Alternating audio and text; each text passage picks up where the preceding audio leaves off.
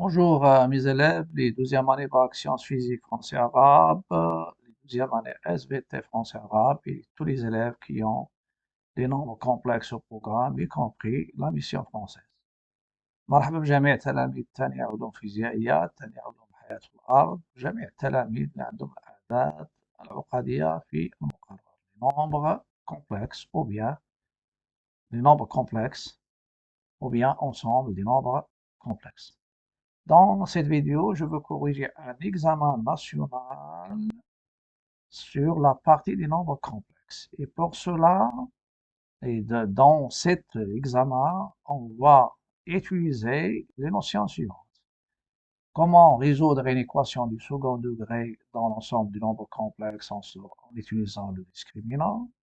Comment écrire un nombre à partir de la forme algébrique, je le transforme à la forme trigonométrique, en passant par le module et l'argument. Aussi, l'écriture complexe de la rotation dans le plan qui entre dans les transformations dans le plan complexe. Pour cela, on va utiliser l'écriture complexe z' moins petit oméga égale e et θ z moins oméga avec, bien sûr, petit oméga, c'est l'affixe de oméga qui est le centre de la rotation et θ, c'est son angle.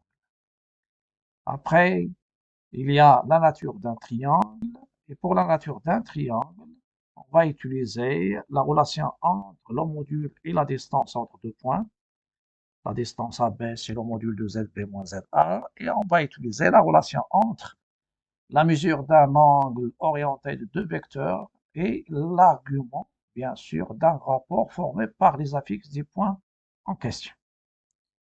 Je vais passer maintenant à découvrir l'examen. L'examen, cette partie, il est sur trois points. On commence par résoudre dans l'ensemble des nombres complexes l'équation z au carré moins z racine de 2 plus 2 égale à 0.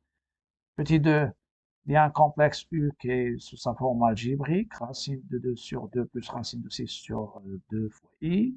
Montrer que le module de U est racine de 2 et son argument est congrue à pi sur 3 module de pi. Type B, en utilisant la forme trigonométrique de nombre U, montrer que U à la puissance 6 est un nombre réel. Et dans la partie 3, c'est la géométrie. On considère dans le plan milieu d'un repère orthonormé direct au E1, E2, les deux points A et B d'affixes respectifs petit a et petit b, tels que A c'est 4 moins 4 racine de 3 fois i, 4 racine de 3 i, et B égale à 8, soit Z l'affixe d'un point M du plan et Z' l'affixe du point M', image de M par la rotation R de centre O et d'angle P sur 3. Exprimer Z' en fonction de Z, vérifier que B est l'image de A par la rotation R et en déduire que le triangle OAB est équilatéral. Le triangle OAB est équilatéral. Et ça, c'est l'examen national, c'est l'examen national marocain, session normale 2014, les mathématiques bien sûr, la section sciences expérimentales, qui est sciences physiques et SVT. الامتحان الوطني الموحد للبكالوريا الدورة العادية 2014 مادة الرياضيات bien sûr شعبة العلوم الجبرية بمسالكها. Dire ici maintenant on parle de sciences physiques et SVT, علوم فيزيائية وعلوم حياة الأرض. Donc on passe maintenant aux solutions.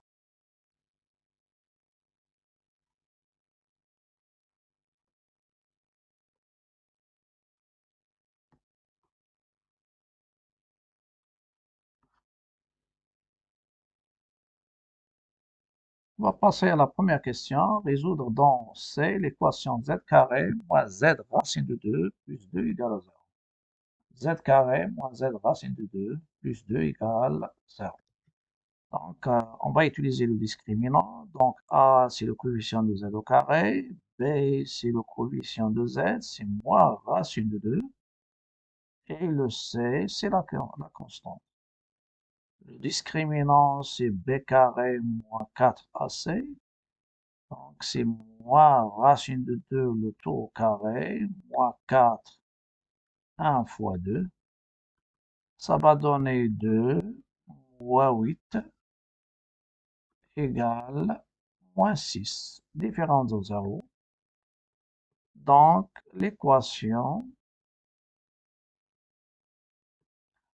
admet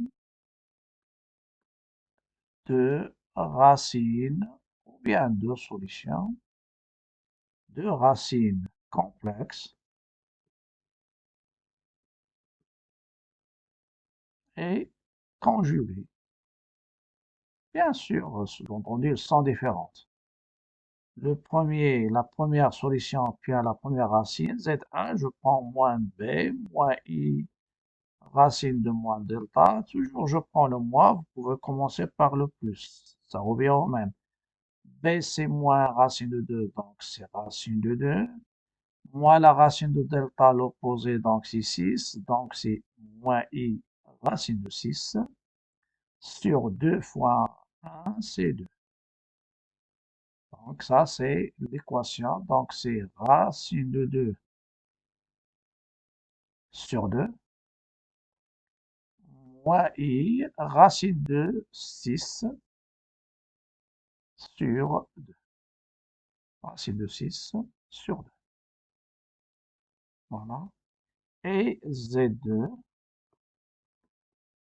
c'est le conjugué de Z1. Donc c'est racine de 2 sur 2, plus I, racine de 6 sur 2. Voilà les solutions de mon équation. Donc, la première solution et la deuxième solution. La question petit 2. Dans petit 2, on vous donne un complexe U qui est racine de 2 sur 2 plus racine de 6 sur 2. Vous pouvez remarquer que c'est une solution de Z. C'est la deuxième solution. Montrer que le module c'est U, de U c'est racine de 2 et que l'argument est congru à pi sur 2 modulo de pi. Voilà. Donc, dans cette question, on va prendre U. C'est quoi? C'est racine de 2 sur 2 plus I racine de 6 sur 2. Petit a, cherchons le module. Le module de U. Ce qu'ils ont fait, donc racine de 2 sur 2 plus racine de 6 sur 2 fois I. Le module c'est racine de 2 et l'argument est congru à tête pi sur 3 modulo de pi. Donc le module de U c'est quoi? C'est la racine de racine de 2 sur 2 le tout au carré plus racine de 6 sur 2 le tout au carré. Ça va me donner, c'est la racine de 2 sur 4. Ça, c'est 2. Donc, 2 sur 4 plus 6 sur 4. C'est la racine de 8 sur 4. Et ça va me donner le module de U. C'est la racine de 8 sur racine de 4. Racine de 8, c'est la racine de 4 fois 2 sur 2. Voilà. Donc, c'est 2 racine de 2 sur 2. Donc, c'est racine de 2. Voilà. L'argument va écrire le complexe sous sa forme trigonométrique, c'est-à-dire le complexe U. Ça, c'est le U. On a racine U, c'est quoi? Pardon, c'est pas le vecteur. On a U, c'est racine de 2 sur 2 plus I racine de 6 sur 2. Il y a ici deux méthodes. Soit je factorise par le module, parce que vous avez racine de 6, c'est quoi? Racine de 6, c'est la racine de 2 fois la racine de 3.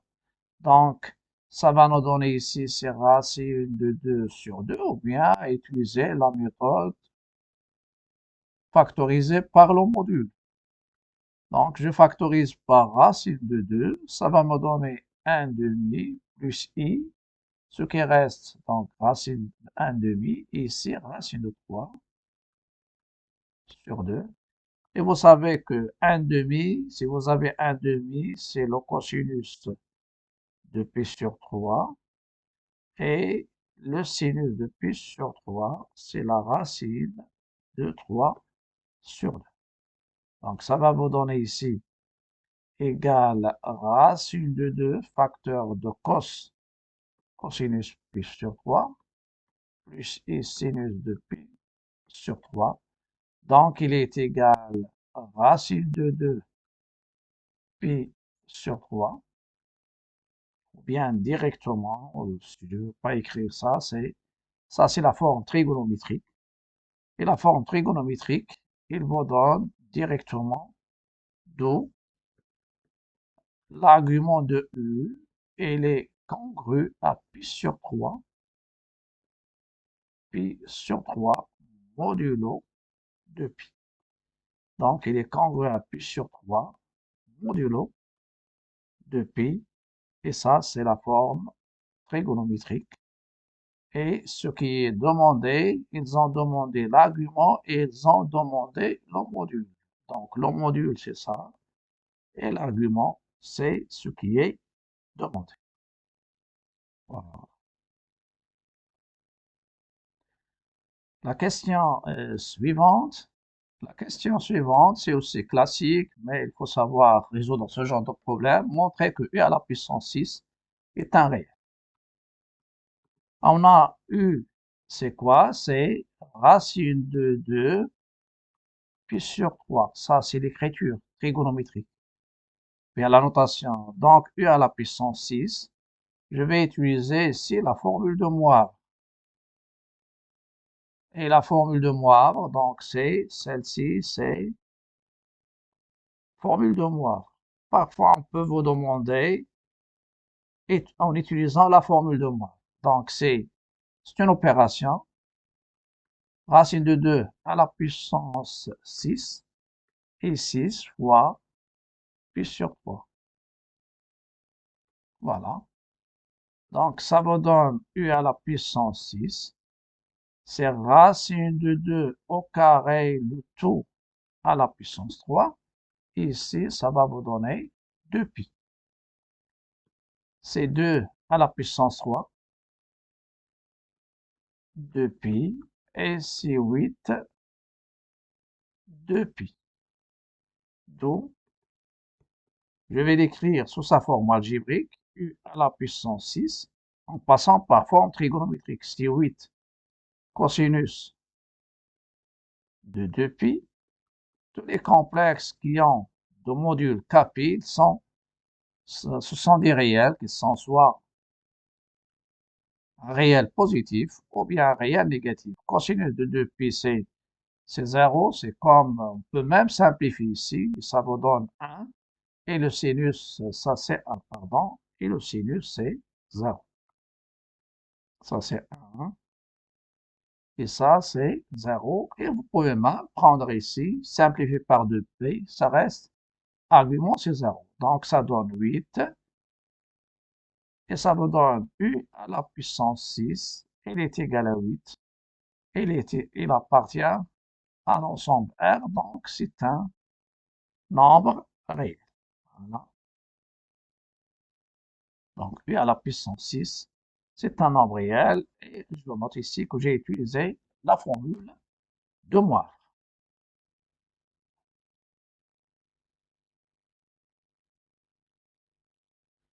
Après, on vous demande dans la question 3, on considère dans le plan complexe, etc., des points, 2 points. Le point A d'affixe 4 moins 4 racine de 3i et B égale 8.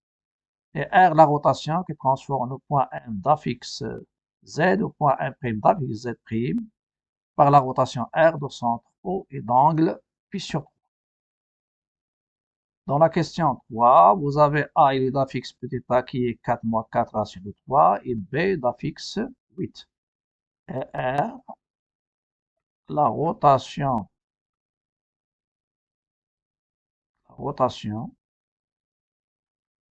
de centre O et d'angle pi sur 3. Centre O, de centre O et d'angle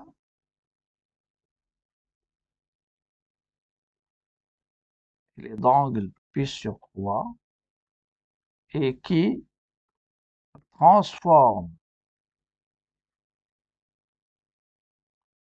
M d'affixe Z au point M' d'affixe Z' petit a, écrire Z' en fonction de Z.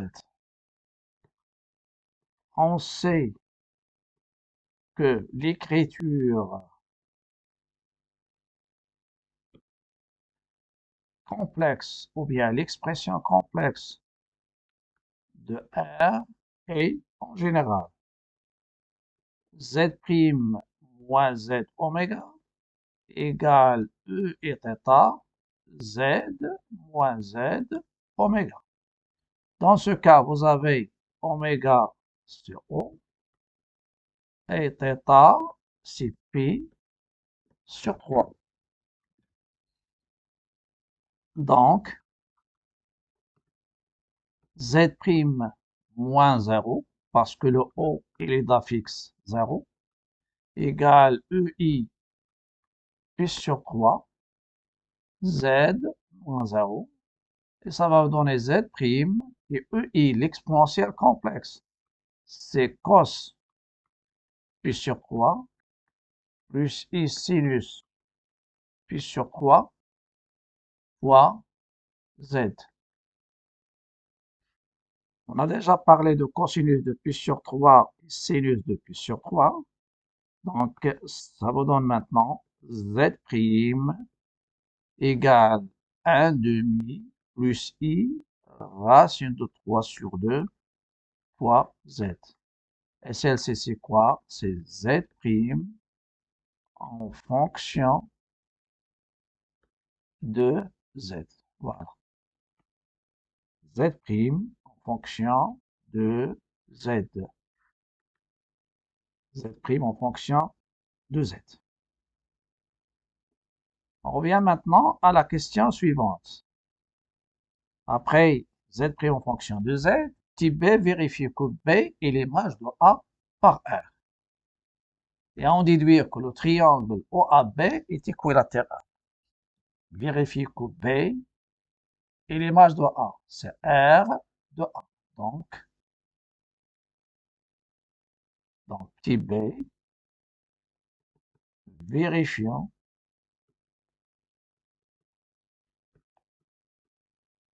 que B, c'est R de A.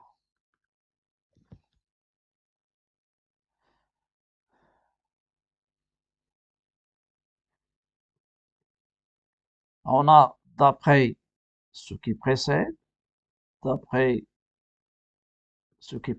ça veut dire l'expression que j'ai déjà donnée. ZB,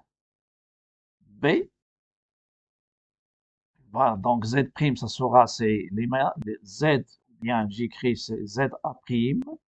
Voilà. On va essayer de prendre ZA'.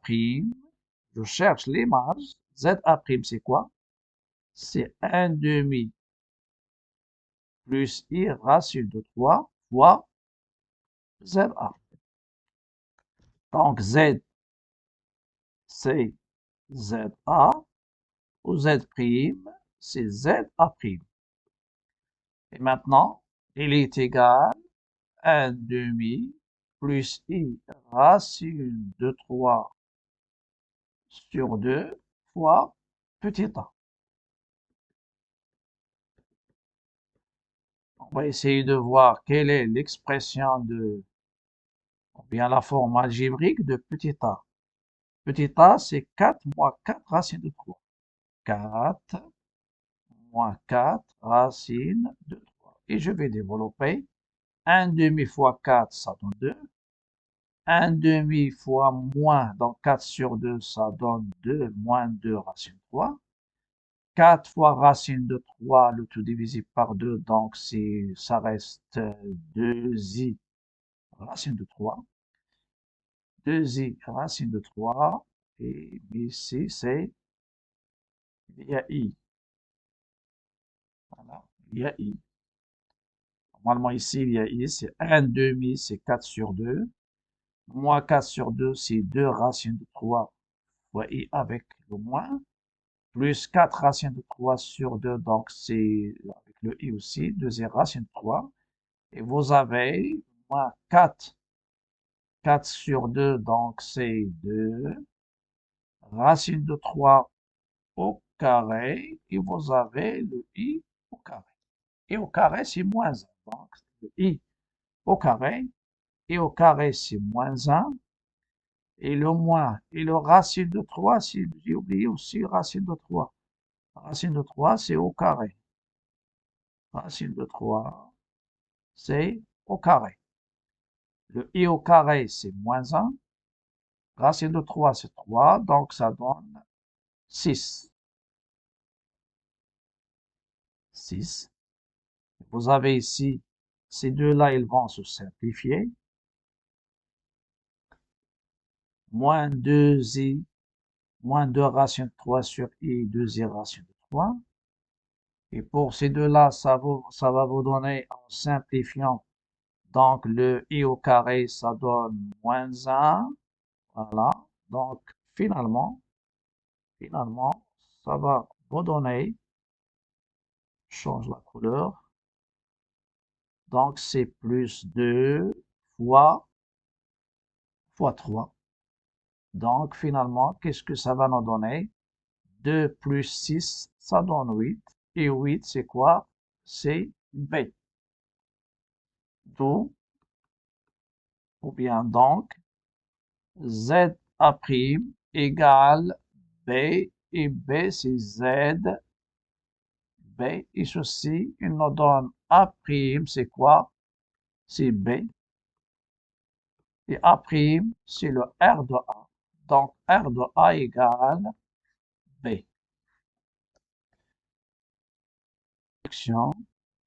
On a R2 A égale à B. Il faut savoir la rotation. Ça veut dire la rotation, elle est au centre O. Donc, OA égale OB. Et la mesure de l'angle OA-OB, c'est la mesure, c'est la mesure de l'angle de rotation. C'est pi sur 3. Donc, elle se transforme. Donc, c'est ça, le centre, c'est O. Et vous avez l'image B, c'est l'image de A. Donc, ici, c'est le A. Et ça, c'est B. Il y a le triangle, il est isocèle en haut. Et la mesure de l'angle ici, c'est l'angle de la rotation. Donc, le triangle ici, angle, c'est pas pi sur 2, pardon, c'est pas pi sur 2, c'est pas pi sur 2. Comme une erreur, j'ai fait un angle droit. Non, c'est pas un angle droit. Voilà, c'est ça le A. Et je fais un angle de pi sur 3. Je vais obtenir le B, un angle pi sur 3. Ça, c'est un schéma explicatif. Donc, ça donne le B, ça c'est B. Et vous avez au A égale à OB et l'angle c'est pi sur 3. Donc, le triangle est équilatéral. Donc, OAB est isocèle Et l'angle OCP sur 3, ça veut dire 60 degrés. D'où le triangle, puisqu'il est isocèle, donc ces deux angles ils sont égaux. Ces deux angles ils sont égaux. Il y a ici 60 et ici 120. 120 avec 120. 120 avec 60, ça donne 180. Voilà, donc il y a ici 60, 60, 60. Donc le triangle OAB est équilatéral.